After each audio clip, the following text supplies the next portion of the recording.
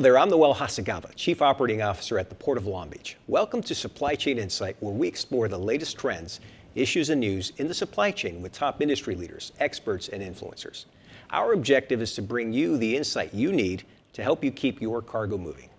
Today's business executives expect a lot from their supply chains: efficiency, velocity, flexibility, cost management, and operational excellence. Supply Chain Insight brings the supply chain to you, one segment at a time, to explore new approaches and innovative solutions that will help you and the Port of Long Beach deliver greater value to our customers and partners. In today's episode, we are going to be talking with the U.S. Trade and Development Agency, and our guest is Thomas Hardy, the agency's Director of Policy and Program Management. Thomas previously led the U.S. TDA as the acting director from 2017 to 2020, when he helped to transform the agency to take on the challenges presented in an ever-changing global landscape. He has also served as a chief of staff and as a country manager in the East Asia and Sub-Saharan Africa regions. Prior to joining the U.S. TDA, Thomas served as an advisor to Commissioner Thelma Askey at the U.S. International Trade Commission and as a staff member of the Committee on Ways and Means in the U.S. House of Representatives.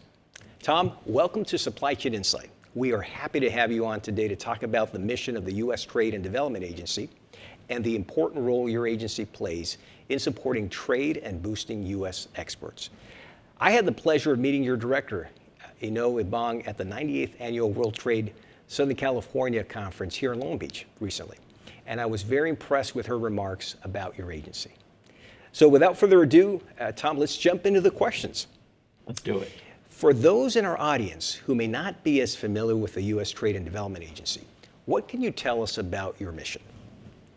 Let me start first by thanking you for hosting our director, Ibong, for the kickoff of the World Trade Week. I know she came back revitalized, seeing the excitement that's taking place at the Port of Long Beach. The U.S. Trade and Development Agency, small little U.S. government agency that is the project preparation agency of the U.S. government. That may sound boring on its face, but let me promise you it's anything but boring.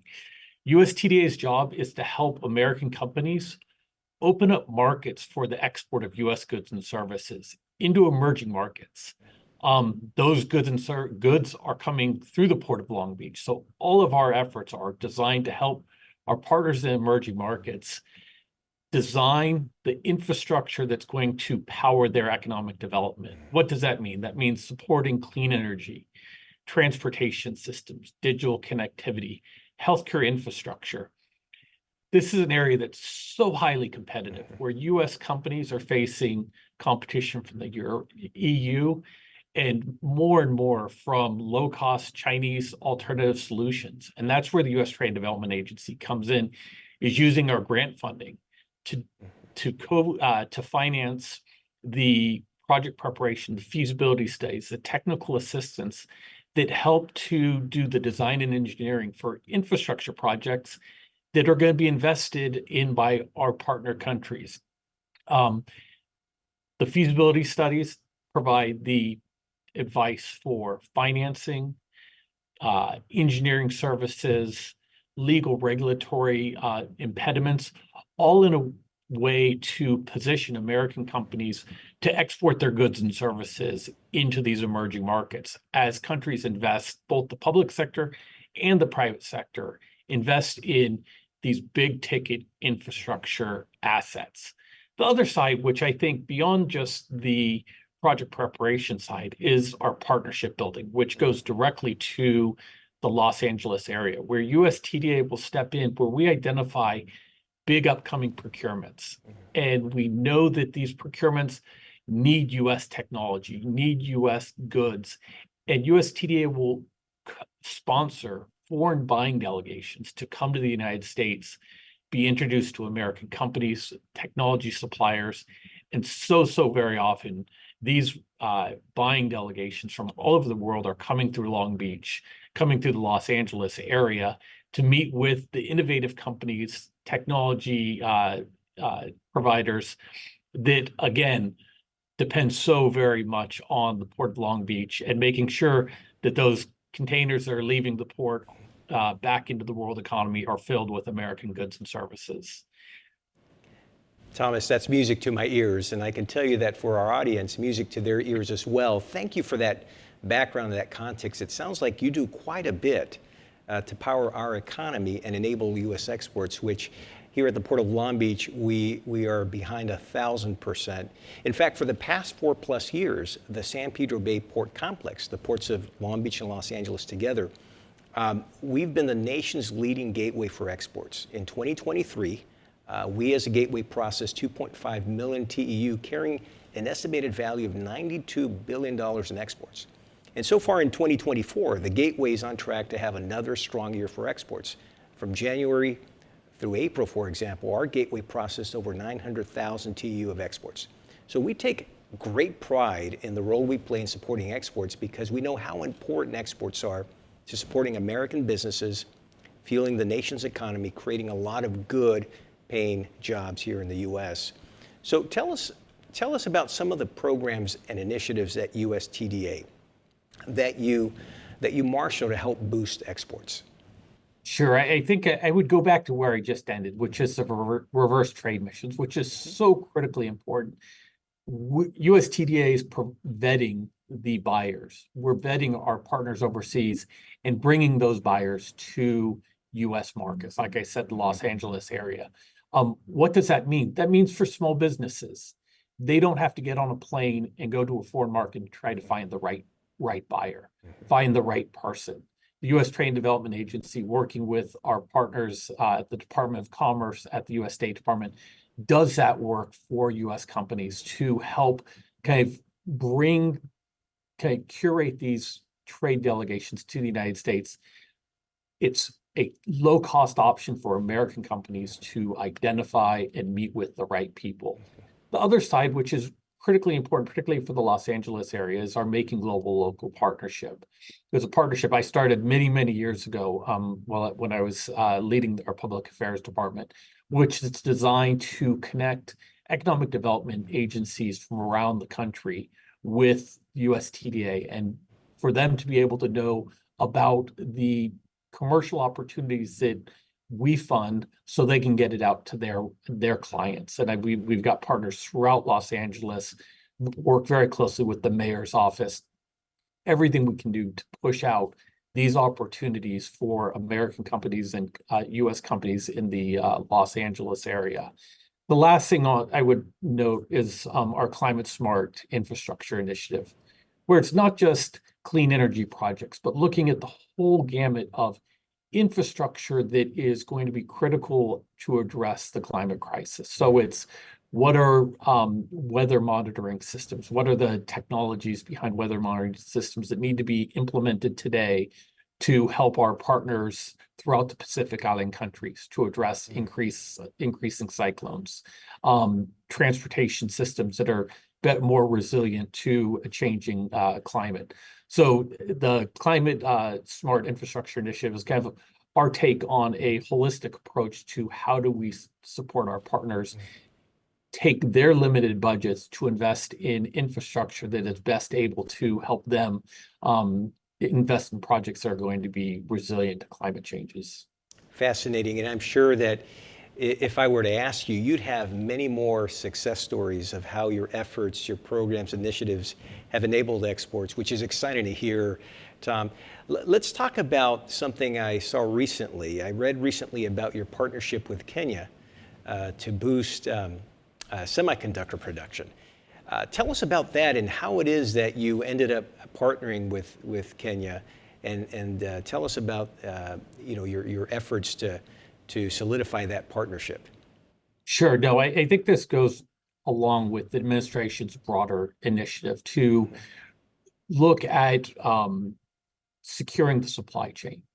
And semiconductors is the hot topic today. How do we make sure that the U.S.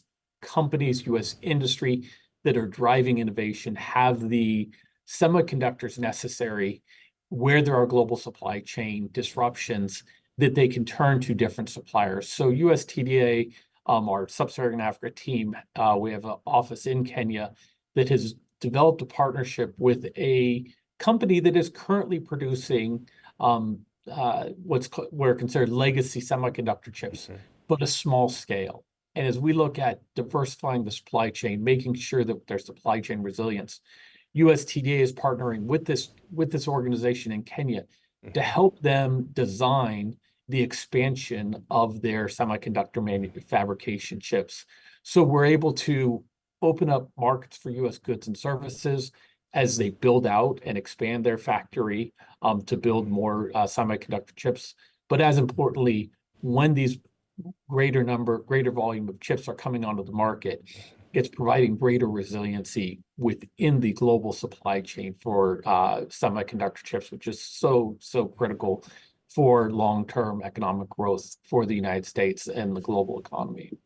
You know, it's encouraging to see how we're actually tapping emerging markets. In fact, there's a lot of research, a lot of information out there about Africa as a region in the future and how they will emerge as a major manufacturing hub. And it's nice to know that we're already tapping that region. So, you know, that leads me to the next question. How is it, if you could tell us, how do you select the countries that you work with?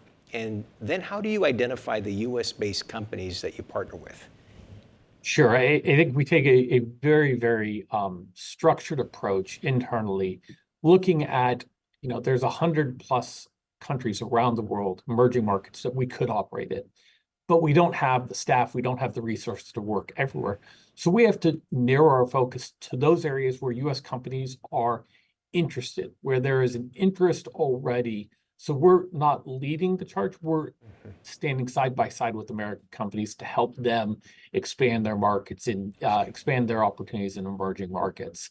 So we go region by region and look where are the countries that have the best opportunities to make these investments, these big investments in critical infrastructure, and where are those markets that US companies are interested in investing and interested in putting the resources and build out those markets. And that's kind of the match made in heaven for USTDAs, where we can partner our partners, emerging market partners overseas, with American companies that are excited about the opportunities that they see in those markets.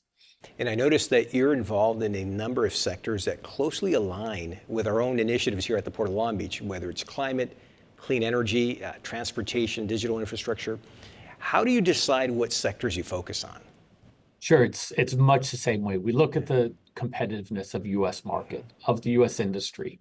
There's areas that we had focused on in the past. We have a really strong monitoring and evaluations program and team that help us make better informed decisions based on as much on what is working as what hasn't worked. So we constantly look, how do we change to make sure that the investments we're making in these project preparation, early design, kind of at the point of the spear to help our partners make the best informed decisions. How do we make sure we're making the investments that are going to lead to US exports? So much like our country approach, we do the same at the sector and find where is their US competitiveness and how can we use our small budget to break down barriers for American exports. And it looks like you really take a very strategic, comprehensive approach, right, which yields the results that you've been sharing with us so far. We have a lot of US businesses who are watching this right now, Tom, and they'd like to export their products. What guidance can you offer them in these sectors that wish to export these products? Sure, I will rephrase something that our director says often, which is it all starts with a phone call. USTDA staff is on our website. We've got emails on our website. That is where you start. Pick up the phone, ask for a particular region. If there's an interest in a particular region, that's where it all starts. It starts with that communication. The other side is bi-weekly, we send out a newsletter where anything we're doing that's competitively advertised will be pushed out. So going onto our website and introducing, signing up for our newsletter. It comes every other week. It will highlight upcoming reverse trade missions that may be in the Los Angeles area, but may give you something in Nevada or Arizona that's an easy hop, skip, and a jump into these other markets that may be worthwhile. That's a whole lot cheaper to fly to Arizona than it is to get on a plane to go to Egypt. So it will give you both reverse trade missions, the feasibility studies that we have there competed. It will advertise those where U.S. company, it's dedicated, our program is dedicated for American companies to bid on these. The bid packages go to our partners overseas, but it's only for American companies to be bidding on these. So they're dedicated for American companies to help them get into the emerging markets. Fantastic, Tom. So we'll make sure that we put your website on the screen so that our audience can sign up for your biweekly newsletters. Well, Tom, thanks again for joining me on Supply Chain Insight, and thank you and your colleagues at the U.S. Trade and Development Agency for your work in supporting trade and boosting exports at the nation's leading export port, the Port of Long Beach. We look forward to continuing our collaboration with you and supporting your efforts as well as a partner. And I'm sure that those in our audience who wish to export are going to be looking out to you as well to learn how they can partner with you. And to our valued audience, thanks again for joining us. And we'll see you again soon for another episode of Supply Chain Insight, brought to you by the Port of Choice, the Port of Long Beach.